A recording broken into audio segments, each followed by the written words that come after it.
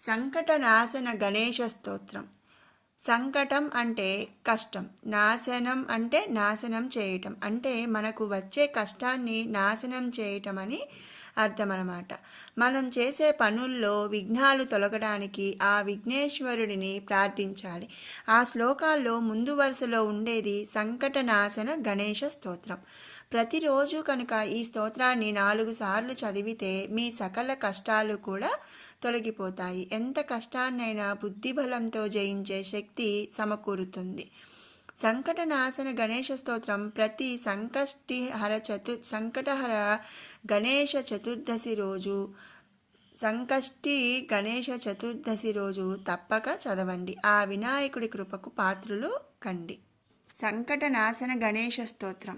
ఈ స్తోత్రాన్ని ప్రతిరోజు 4 సార్లు కనుక చదివితే మీ సకల కష్టాలు కూడా తొలగిపోతాయి. ప్రణమ్య శిరసా దేవం గౌరీపుత్రం వినాయకం భక్తావాసం స్మరే నిత్యమాయుష్కామార్థసిద్ధయే. ప్రథమం వక్రతుండం చ ఏకదంతం ద్వితీయకం తృతీయం కృష్ణపింగాక్షం గజవక్త్రం చతుర్థకం లంబోదరం పంచమం చ షష్టం వికటమేవ చ సప్తమం విఘ్నరాజం చ ధూమ్రవర్ణం తథాష్టకం నవమం బాలచంద్రం చ దశమం తు వినాయకం ఏకాదశం గణపతిం ద్వాదశం తు గజాననం ద్వాదశైతాని నామాని త్రిసంధ్యం యః పఠే నరః న చ విఘ్నభయం తస్య సర్వసిద్ధికరం పరం.